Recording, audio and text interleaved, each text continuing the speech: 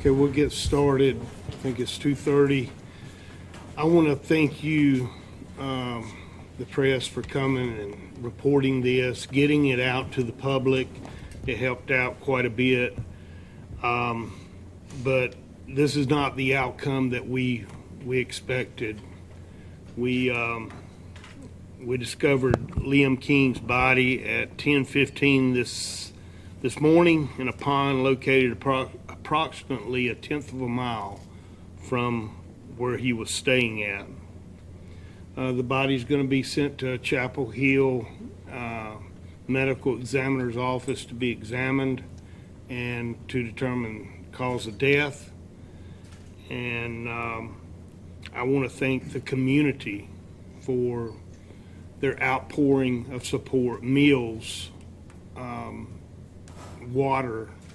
We couldn't ask for any better support from the neighbors and citizens down in that area, the businesses in southern Randolph County that supported us.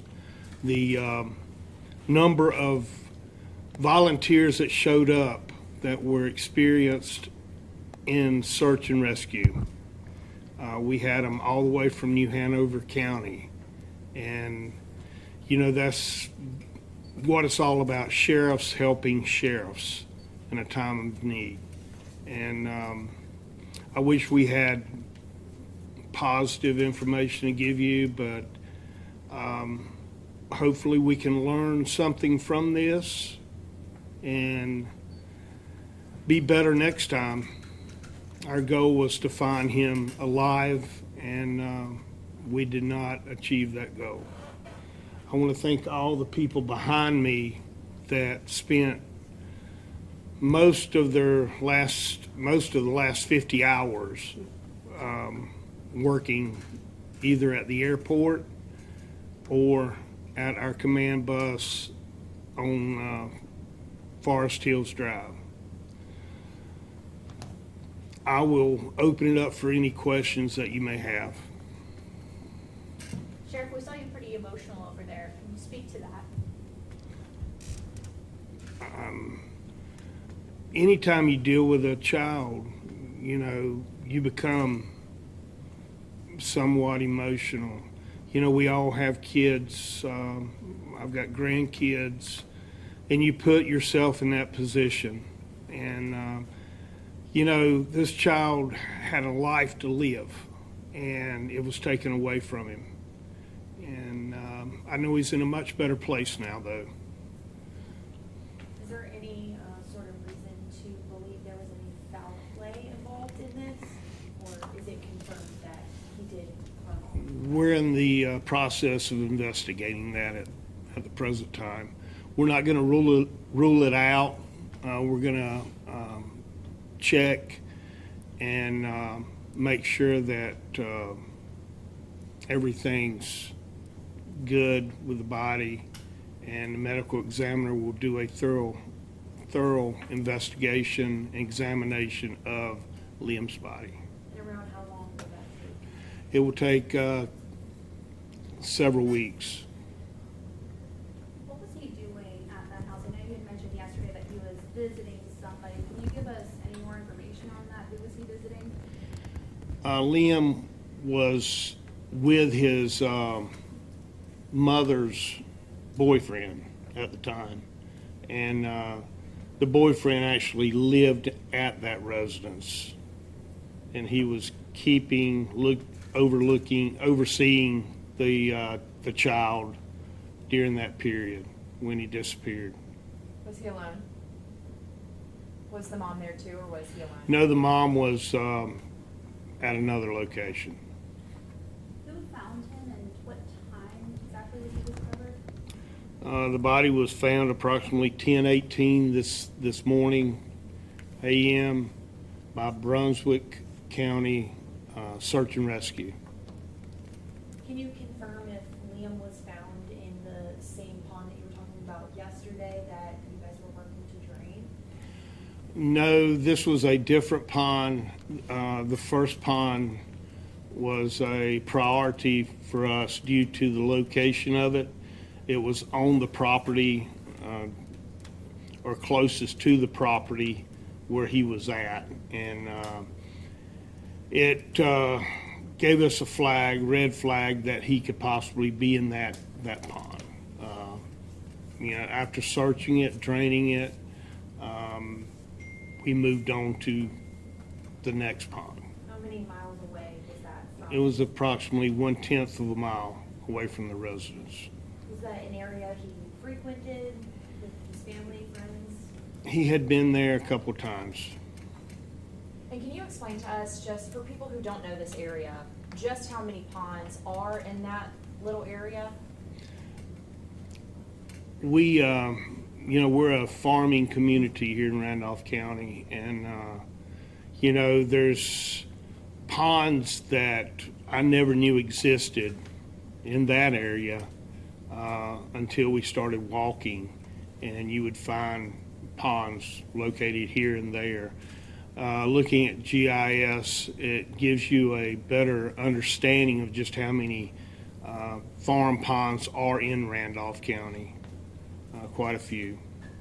I'm hearing just from some people in the community who are saying that they were frustrated that they weren't able to go out and help search. Can you just help us inform our viewers of why it was so important that it was law enforcement led? As I stated in the last press conference, the best thing they could do to help the citizens was to check their own property in that area. And, this limb was found on someone else's property. We did not want people that were not trained to come in and tamper with evidence, even disrupt evidence that could be used for further investigation down the road if we needed it. And that would, you've got people that are untrained that don't know really what to look for. And that's why we had trained individuals go out initially and look at all the possible places he could possibly be. What kind of evidence were you looking for? Anything in this type case, from clothing, lost shoe, just any indication of the direction in which he may have been traveling. I know we're still early in this investigation, but could we expect charges against the boyfriend? We will have to, we're at the very beginning of the investigation, and we will have to look at everything, take all the evidence for the district attorney, and go from there. It's too early to say. There's a program called Project Lifesaver that's implemented in Wake County. It provides bracelets to kids who have cognitive impairments for a place to be able to track them. Is that something you guys could possibly implement in the future, or plan to implement something like that in case this does occur in the future? That would be very helpful to us. We have that same program with dementia patients here in Randolph County. And, it would be very helpful. It would lead us straight to that person. And Liam was not subject to doing this, on a consistent basis. So I don't know if he would be eligible or, I guess, warranted to have a bracelet. I could see where if a child does that quite often, it would help us quite a bit in locating that person. And how would you go about implementing a program like that in the future? We would look at it. The first thing is knowledge. I want to get someone to come in and talk to us about. I learned a lot, and we all learned a lot about dealing with the cognitive decline, the person who we think is slow, but they're really not slow. They're smart, and we want to learn as much as we possibly can about the condition he had. And there's a program that is circulating in the state of North Carolina now that offers that, and we're talking neighboring sheriffs about having that program come to us and where we could sit down and learn more about autism. Do you know which parent was the primary caretaker for you? I do not know. Do you know if his father is involved in any way in his life? Or was he? I think he is, yes.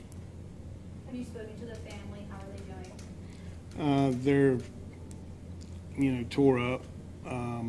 As you might could imagine, the mother is, she was out there every minute of that search time, and she's doing as any mother would do, coping with it minute by minute.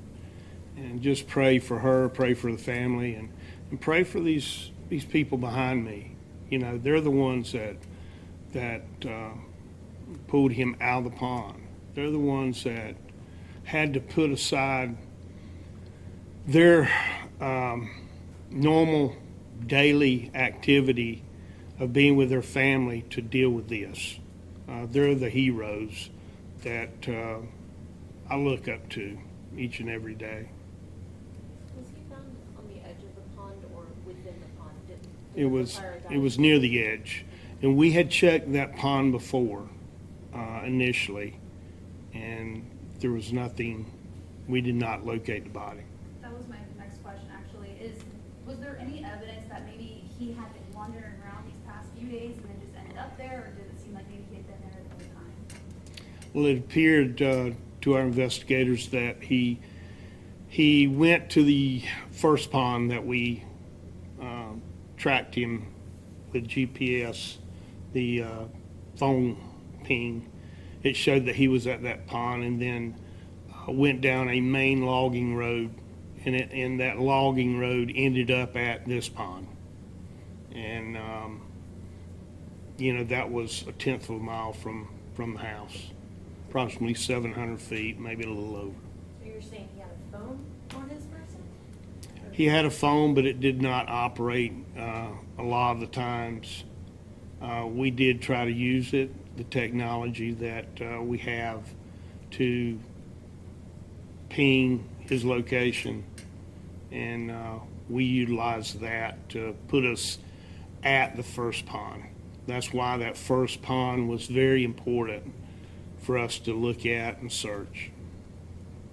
So to clear up some confusion with some people who obviously are not here and doing the investigation online, whenever you learned of his disappearance, you saw the GPS where he was located. You started at the pond, correct?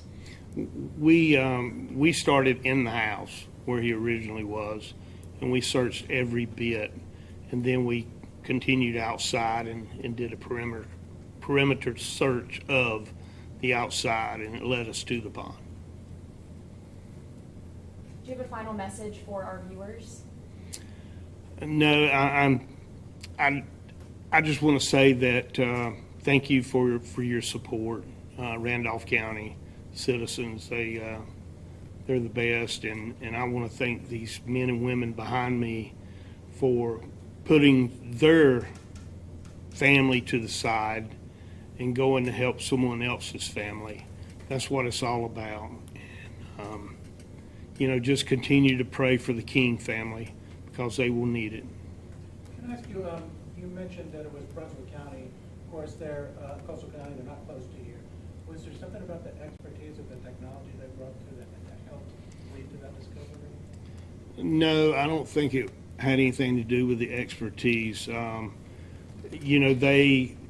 That was their next area to search.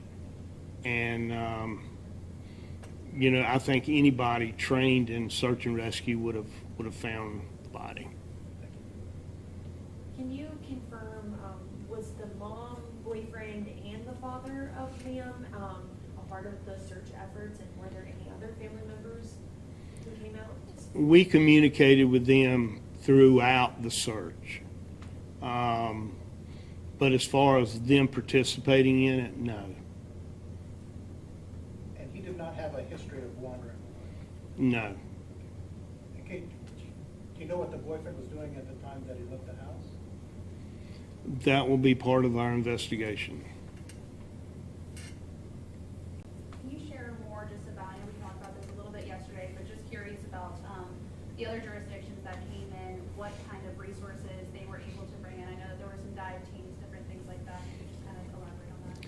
We had technology from drones, airplanes. We had SBI airplane. We had our airplane that we have. We have helicopters. Highway Patrol had their helicopter. Brunswick County brought their helicopter. We had infrared sonar for underwater rescue. And dive teams from all around the state, and search and rescue teams. And is there anything else major? But we had an outpouring of support. And, you know, my phone is loaded with messages and help. And, you know, when something bad happens in a community such as this, it brings the community together. You know, going out and trying to help this family with their problem, and that's what it's all about. Do you know what time he actually went missing to when you got the call that he had been missing? That's still in the investigation phase of it. Talk about lessons learned. I know a lot of people in the resources came in. What, throughout this experience, do you think the sheriff's department learned? Was there any equipment that you think would have benefited in your service that you'd like to get? Any equipment that didn't work? Just like in general for search and rescue, what did you learn? Well, Scott, the first thing is phone service in that area. We had none. And we had to get with emergency operations, state emergency management, and they helped us with the system that is used, we used out west some time ago for phone service. We're in the process of purchasing that here, I think, with Randolph County Emergency Management. We just haven't received it yet. We acted with, I guess, the best way we could, with the phone service being the way it was, and we quickly got it up and working much quicker than I thought we would. And but working with the state and federal folks, they said we did a great job. You know, we don't do this but once every 4 or 5 years, and it seemed like we didn't have any bad critiques from it, other than not locating Liam before he went to the pond. The state resources, was that FirstNet that you were you were referring to? It was FirstNet, Starlink, Starlink. and Verizon. Did your Viper resources work out? Did you bring up any Viper interoperability to help with that? We did, but I think Captain Grady can probably speak to that better. Evan Grady, Randolph County Emergency Management. So we did bring in a specialist that is trained through the state North Carolina Emergency Management System to help deal with communication issues, failures, shortcomings.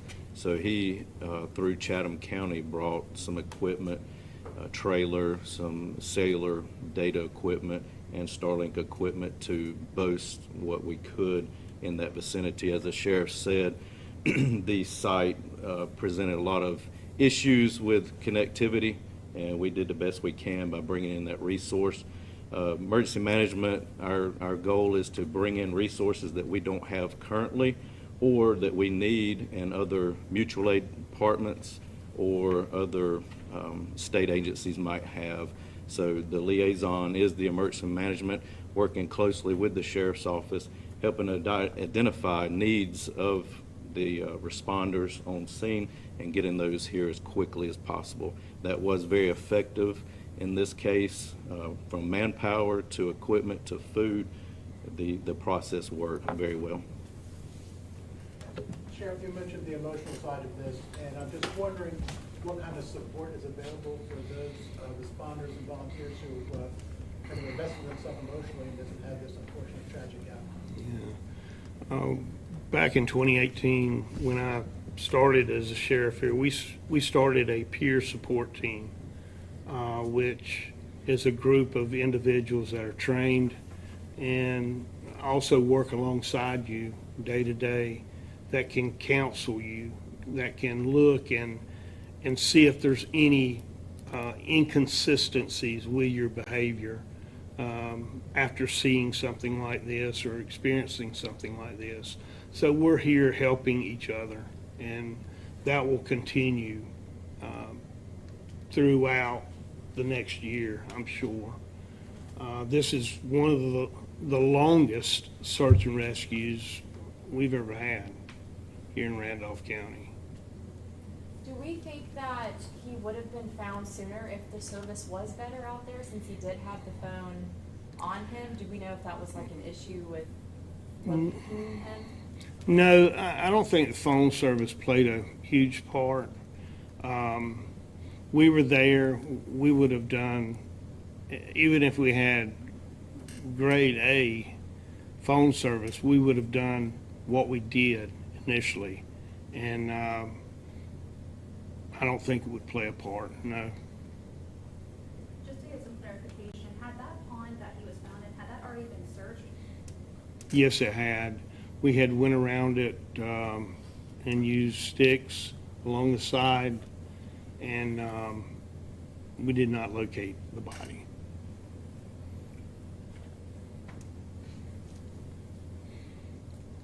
Any other questions?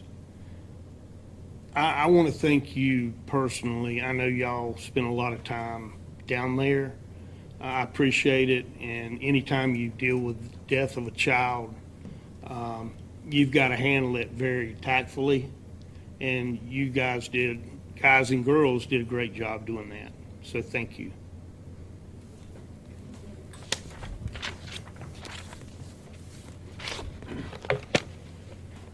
Thank you.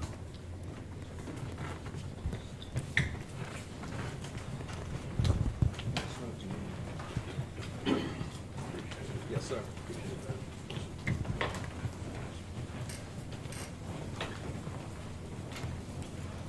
Thank you for speaking with us, Sheriff.